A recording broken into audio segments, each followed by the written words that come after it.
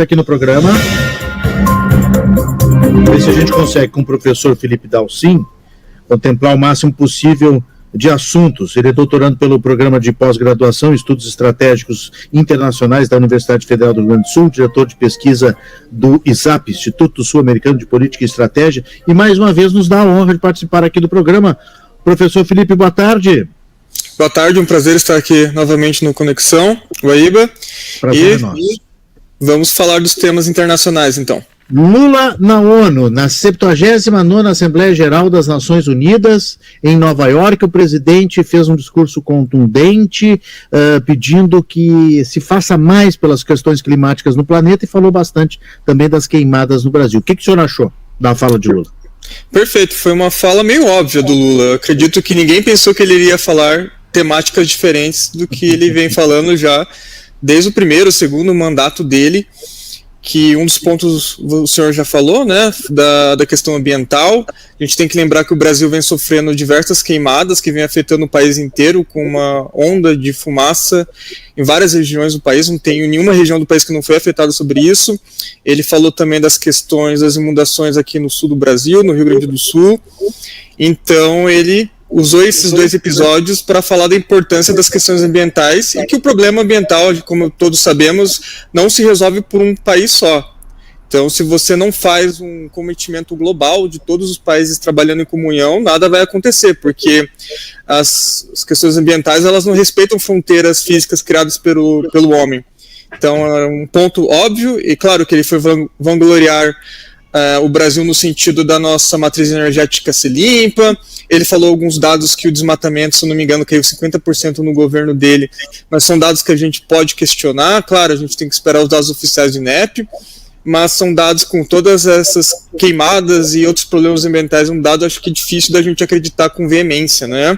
Também um ponto importante do discurso do Lula, que acho que é de interesse global, é a questão das guerras que a gente tem hoje em dia, não é mesmo? Então tem a questão da guerra da Ucrânia. Até me surpreendeu de certa maneira que o Lula ele foi bem enfático na crítica à Rússia. Geralmente a crítica do governo Lula não tem sido tão enfática à invasão russa à Ucrânia, né? Ele tentou sempre ver o lado russo também, de todo o cercamento da OTAN à Rússia, mas dessa vez não, foi uma acusação mais assertiva.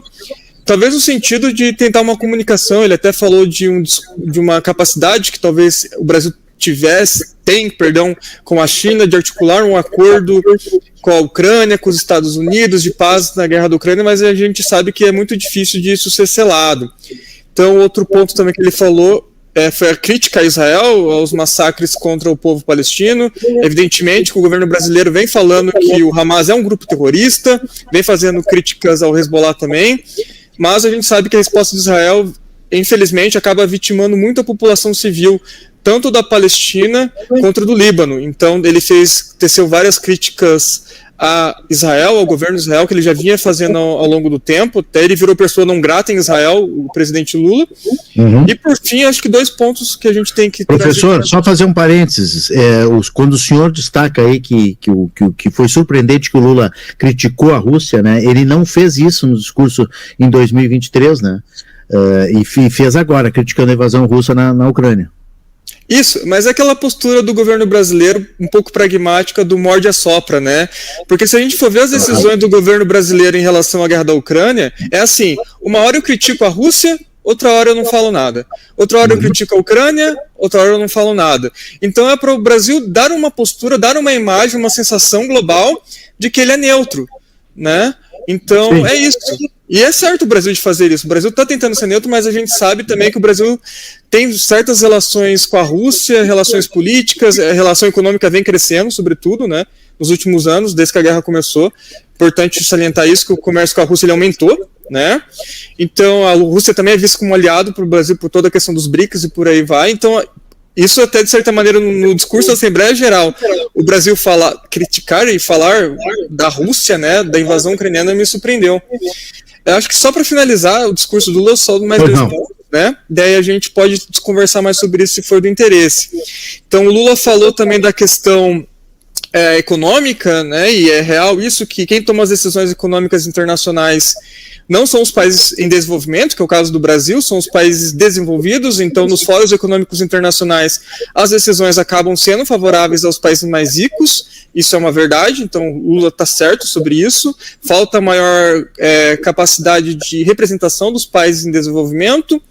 E o último ponto, que eu acho que é o ponto mais importante, ou o ponto mais importante para o Brasil em termos internacionais, é o agenciamento do Conselho de Segurança da ONU em si, porque ele é um órgão que reflete uma lógica de poder do Segunda Guerra Mundial.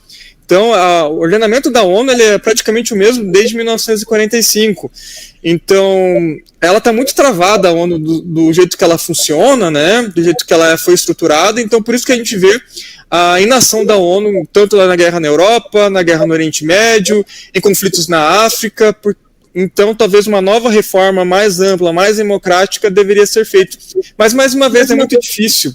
Só esse último ponto, por que a ONU ela é tão fechada no Conselho de Segurança? Todos os países do Conselho de Segurança têm armas nucleares. Então, o direito ao veto deles é o seguinte, todos têm que concordar, porque se discordar, e um ponto que um discordasse fosse aprovado, poderia até ter o risco de uma guerra entre eles, que poderia levar a uma guerra nuclear. Então são pontos que o Brasil sempre fala, mas é muito difícil um país que sem armas nucleares como o Brasil, ele conseguir atingir. Muito bem, uma bela análise do professor Felipe Dalcin sobre o discurso de Lula, que teve mudanças, mas que faz parte também de uma estratégia, né, de relação internacional muito bem encaminhada e encabeçada pelo Celso Amorim, que é um grande conselheiro, né, do presidente Lula, experiente, e que está funcionando. Se o senhor diz que as relações econômicas para o Brasil, por exemplo, com a Rússia, melhoraram, então está funcionando esse jogo de bate e assopra.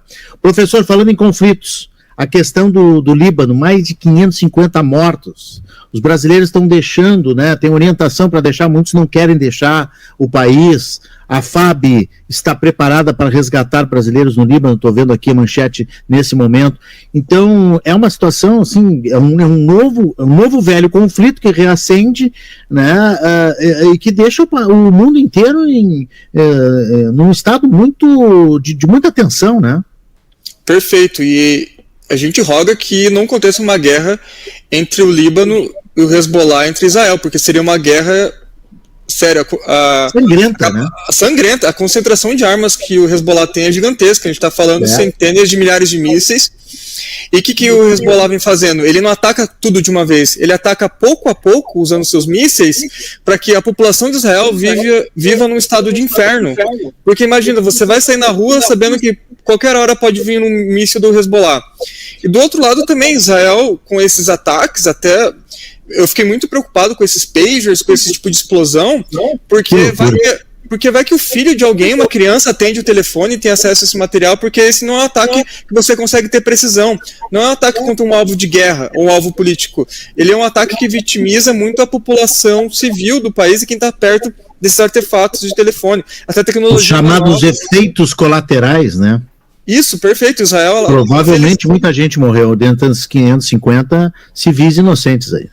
Com certeza, a maioria. Infelizmente, Israel, a gente entende todo o quadro das pessoas sequestradas, dos ataques a Israel. Isso não estou justificando, pelo amor de Deus. Acho que Israel tem o direito à defesa, mas do jeito que ela vem respondendo, vem vitimando muito mais pessoas inocentes do que pessoas realmente responsáveis. E a gente não quer ver isso. A gente não quer ver isso porque a maioria das vítimas são mulheres e crianças, pessoas idosas inocentes, que não tem nada a ver com o Hezbollah, não tem nada a ver com o Hamas, e acabam sendo vitimadas.